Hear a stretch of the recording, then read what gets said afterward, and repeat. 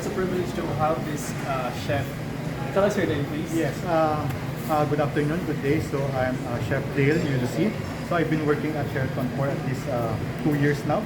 So right now we're gonna tour you for our new outlet. It's called Manila Bay Kitchen. So it's our new baby right now. So it's been open last February 8, 2023. So it's really brand new. So let me tour you around our full-scale buffet that we launched. But before that, I'm gonna ask a question. Yes, of course. Chef. Describe Manila Bay Kitchen in 3 words. Yes, Manila Bay Kitchen, I can describe it as a great experience and a very storytelling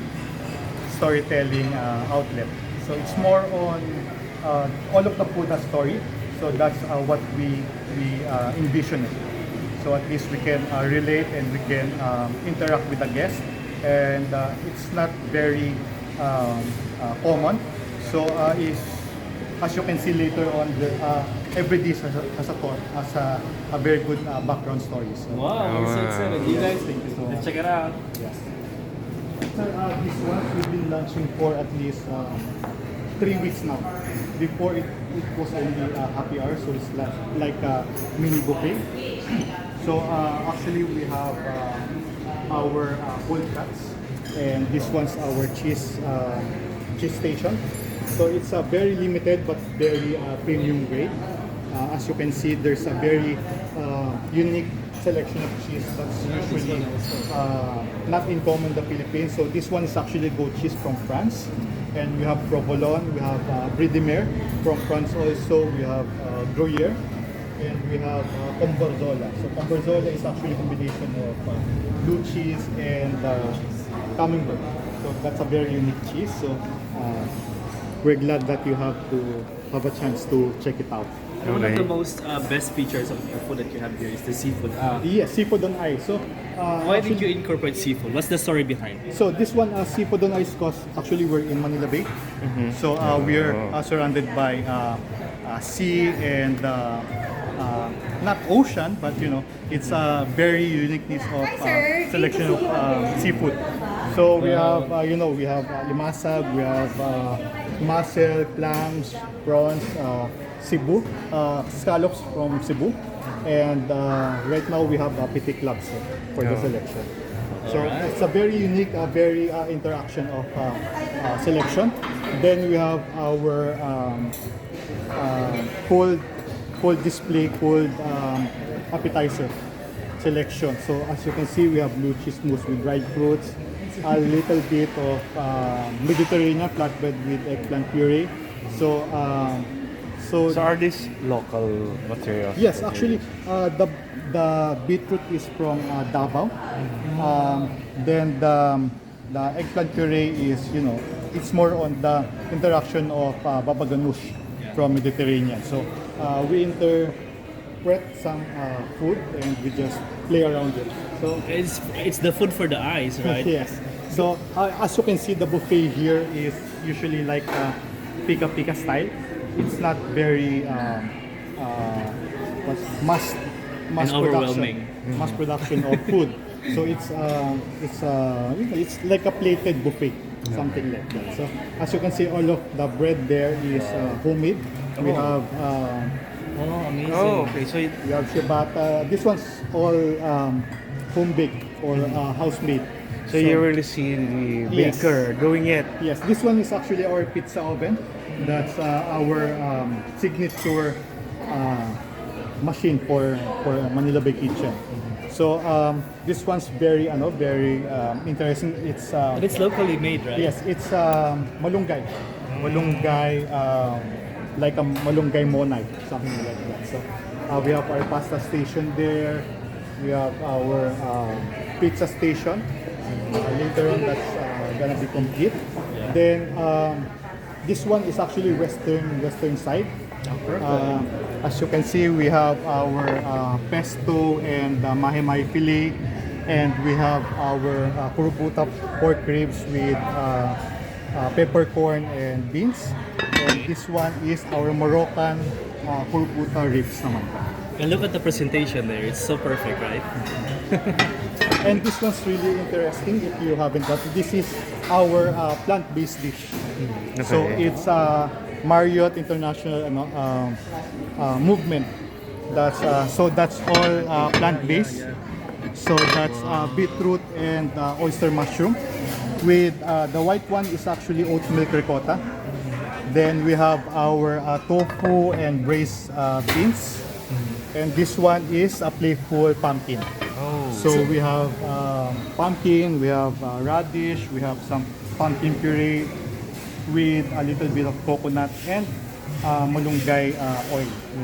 So I noticed, when we go to a buffet place, it's like, you're eating unhealthy food, but the features here are different, right? Yeah, it's more on balance. Yeah. Balance meal. So if you're into meat, we have our carving station. But if you're into a little bit of a healthy side and a little bit Yes. of not guilty, some way you can always Yeah, it's a go with our guilt-free countries. Yes. food here at Sheraton Manila Bay.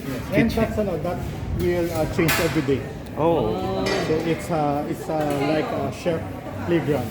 So this So one this here. one is more on your grill station. We have our fish fillet, we have shellfish, we have our lapu-lapu grouper, some salmon, some mahi-mahi.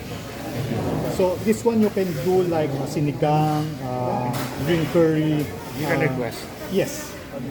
Then this one is actually paella Yeah. de polo. So it's a chicken-based paella with saffron and bomba rice. This one. And this Okay. one's so this one is our signature section. We have our paella de polo. We have our wagyu strip loin with little condiments there, and my personal favorite, our cochinillo. Okay, that's available every Thursday to Saturday dinner at Sheraton Manila Bay. So Wanna try it? yes, please. You'll have a chance to try it later. Then this one we have our meat item grilled also. So we have our own meat sausages. We have kebab. We have satay. We have inasal. We have pork belly with Filipino marination. So it's like you're in a pool. Or Okay. in a pit. So something that's the whole idea. I think you feel that there's like freshness in the food, start to Yes. And it gives us a chance to interact with the guests also. To tell the story of the dish, why we put that kind of dish. You're a good writer, sir. Thank you so much. So this one's more on the Asian. We have beef rendang, we have sweet and sour, we have our again plant-based, which is our local kangkong and tofu. And this one's more on the Filipino side. So we have bangus a la pobre, pork sisig, and steamed rice. And of course, our uniqueness in the buffet, we have our seafood section. So we have Betamax, which is pork blood. We have our isaw, we have deep fried pusit, and kwek-kwek. It's very rare for a buffet food, restaurant, di ba? Na may ganito, no? Yes. But we're trying to maximize all of the selection of the Philippines. So Walang sayang. So this one's more on tempura naman, so it will consider as a street food. Usually sa Japan or any other country, usually it's more on tempura, vegetable, and fish. Then we have our stir-fried vegetable and noodle section. So if you notice, there's why we put it there because there's a wok Oh, behind okay. it, so it's a wok station. Okay. And The wok. And this one's actually our Japanese section. So we have our mackerel, we have sashimi, we have nigiri, we have a little bit of tempura roll, something like that. We have miso soup also. And later on, we're gonna have a dumpling station over there. oh, Then, of course, after your meal, you need to have fruit selection. So we make sure that all of it is local. So you have your papaya, we have pineapple, you have your orange,